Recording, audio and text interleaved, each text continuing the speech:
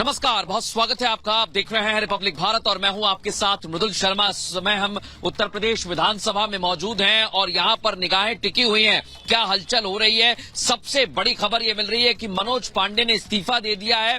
मनोज पांडे का इस्तीफा, आप ये समझिए कि वो सचेतक भी थे और उनके पास बड़ी और अहम जिम्मेदारियां हुआ करती थी, लेकिन अब वही चले गए हैं।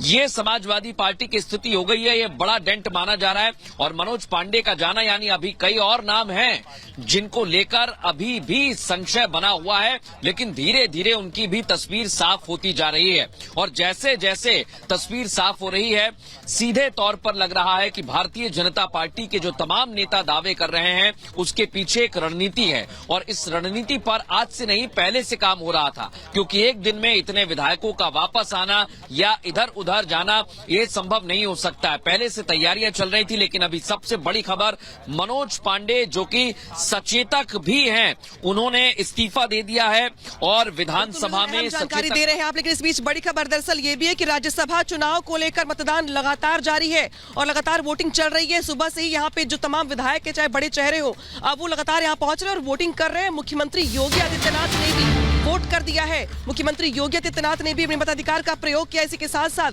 डेप्यूटी सीएम केशव प्रसाद मौर्य हो, चाहे ब्रजेश पाठक हो, चाहे वो अन्य बाकी बड़े चेहरे हो, सबने भी यहाँ पर अपने मताधिकार का इस्तेमाल कर दिया है। हालांकि इस बीच जिस तरीके से अगर क्रॉस वोटिंग की बात करें या जोड़ तोड़ की बात करें, तस्वीर धीरे धीरे साफ हो रही है। मनोज पांडे ने इस्तीफा दे दिया है, जो कि समाजवादी पार्टी के मुख्य सचेतक भी रहे हैं, जिनके ऊपर जिम्मेदारी थी समाजवादी पार्टी को एकजुट करके चलने की। लेकिन फिलहाल अब वही यहाँ पे इस्तीफा देते दिखाई दे रहे हैं। इस बीच जो वोटिंग की तस्वीर दिखा दूं मैं आपको, देखिए विधानसभा के गेट नंबर 7 पर मेरी मौजूदगी है और मेरे पीछे जो तस्वीर देख रहे हैं आप, ये बताने के लिए काफी है कि फिलहाल सिक्योरिटी अंदर अलर्ट है।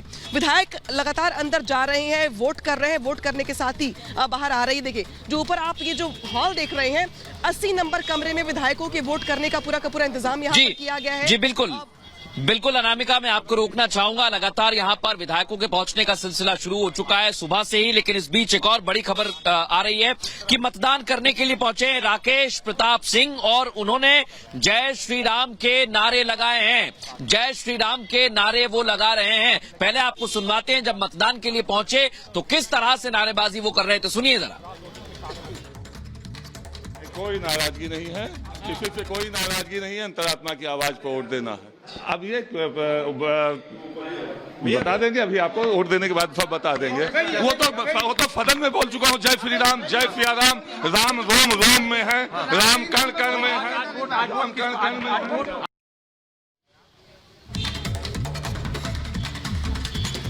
तो इस बीच बड़ी खबर ये भी आ रही, दरअसल बता दें दर्शकों को कि ओम प्रकाश राजभर का बड़ा बयान सामने आया है। ओम प्रकाश राजभर ने दरअसल दावा किया है कि एनडीए के सभी प्रत्याशी यहां पर जीत हासिल करेंगे। ओम प्रकाश राजभर की ओर से ये बड़ा दावा किया गया है कि एनडीए के सभी प्रत्याशी यहां पर जीत हासिल करेंगे। आपको याद होगा कल किस तरीके से राजभर की तस्वीर सामने आई थी। राजा भैया के साथ ओम प्रकाश राजभर भी लगातार ये दावा करते आए हैं कि समाजवादी पार्टी यहाँ पर टूट के कगार पर है। कई विधायक छिटक रहे समाजवादी पार्टी से, तो ओम प्रकाश राजभर ने आज ये दावा किया है दरअसल कि एनडीए के जो तमाम प्रत्याशी हैं, सभी प्रत्याशी यहां पर जीत हासिल करते दिखाई दे रहे हैं। यानी किसी दावे के साथ समाजवादी पार्टी के तीसरे प्रत्याशी को लेकर यहां पे संकट की तस्वीर दिखाई दे रही है, क्योंकि अब ओम प्रकाश राजभर भी जिस तरीके से कैलकुलेशन दिखाई दे रही है विधायकों के टूट को लेकर के, इस बीच राजभर का बयान सामने आ गया है। सुनिए क्या कुछ कह रहे हैं। साथ सुभाषपा के राष्ट्रीय अध्यक्ष ओम प्रकाश राजभर मौजूद हैं और इनसे ये जानना चाहेंगे कि किस तरह से इनके सभी विधायक एनडीए को जिताने जा रहे हैं और क्या स्थिति है, यह खुद ही राजभर यहां पर अभी बताने जा रहे हैं। चूंकि राजभर, हाँ सर क्या कहेंगे, आप राजा भैया से भी मिलकर आए थे। अरे राजा भैया वोट दे रहे हैं यार। क्या कहेंगे सर, और किसको किसको मनाए इसके साथ? अरे आपने डिनर पार्टी में सपा को नहीं देखा? अभी और लोग, कुछ लोग हट के खड़े हैं, अभी लेके आ रहे हैं, आप दिखाते हैं। हम और इसी बीच कांग्रेस की विधायक आराधना मिश्रा का भी बयान सामने आ गया है। उन्होंने कहा है कि हमने जो कहा था वही करेंगे। कांग्रेस के विधायक हैं और जिस तरह से अभी एक एक विधायक पर नजर बनी हुई है, किस पार्टी का कौन सा विधायक है, उसकी क्या चाल रहने वाली है, इस पर नजर। लेकिन इसी बीच कांग्रेस विधायक आराधना मिश्रा का ये बयान है कि हम गठबंधन धर्म का पालन करेंगे और जो कहा था वही करेंगे। तो कांग्रेस की विधायक हैं आराधना, सुनवाते हैं आपको क्या कुछ कह रही हैं।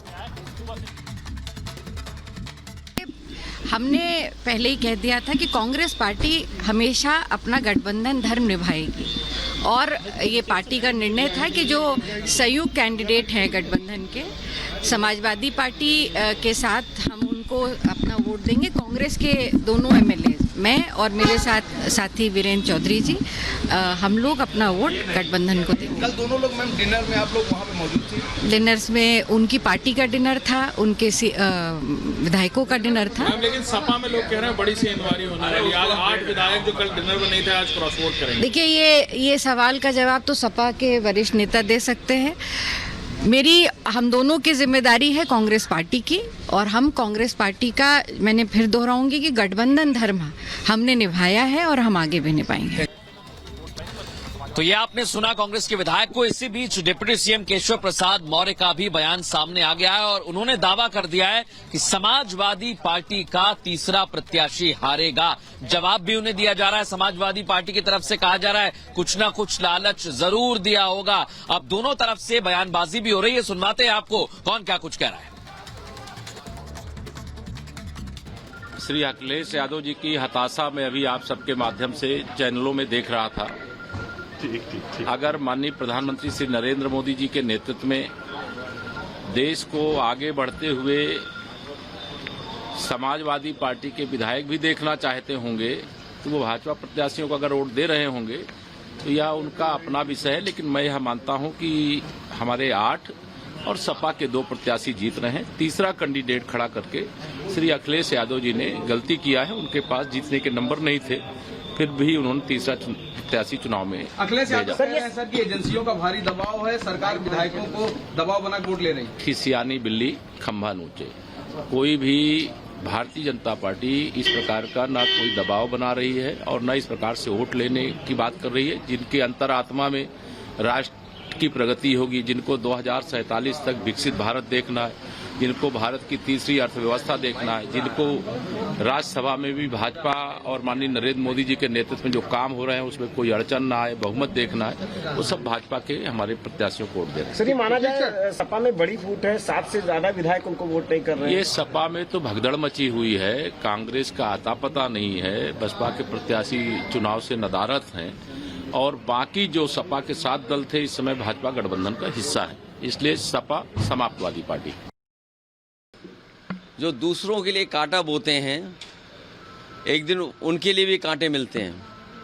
जो दूसरों के लिए गड्ढे खोदते हैं, एक दिन वो खुद भी उस गड्ढे में गिरते हैं। चंडीगढ़ में भी आपने देखा था कि किस तरीके से अधिकारियों से मिलकर के, और बैलेट अगर न होता, सीसीटीवी कैमरे न होते तो शायद परिणाम कुछ और दिखाई देता। लेकिन सुप्रीम कोर्ट को बधाई जिसने कम से कम चंडीगढ़ और लोकतंत्र को बचा लिया। बीजेपी चुनाव जीतने के लिए कोई भी हथकंडा अपना सकती है, कोई भी लाभ देने के लिए आश्वासन दे सकती है। बीजेपी है, जीतने के लिए सब कुछ करेगी। वो जो लाभ पाने वाले चले जाएंगे, जिनको लाभ मिलना होगा कुछ, वो जरूर चले जाएंगे। या जिनको बहुत वादा किया होगा कि आपको चुनाव में ये कर दिया जाएगा, ये मिल जाएगा।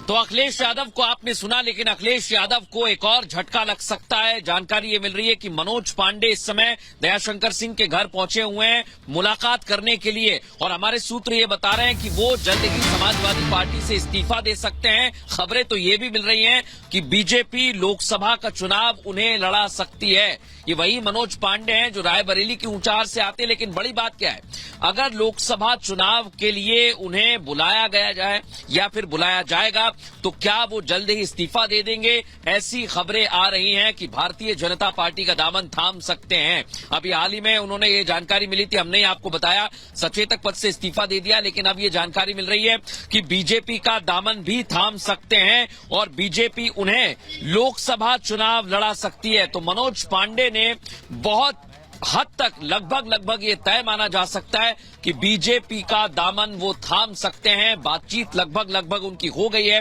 बीजेपी के बड़े नेता उनसे मुलाकात करने भी पहुंचे हुए हैं। इसका सीधा सीधा सीधा असर हमें दिखाई देगा राज्यसभा के चुनावों में। और इन चुनावों में अगर देखा जाए एक नजर तो 3 समाजवादी पार्टी के उम्मीदवार, 8 बीजेपी के उम्मीदवार, लेकिन अपने अपने समीकरणों को साधने में जुटे हुए हैं। बड़े नेताओं का दावा है बीजेपी के कि हां जीत उनको मिलेगी, तो समाजवादी पार्टी भी बड़े गंभीर आरोप लगा रही है कि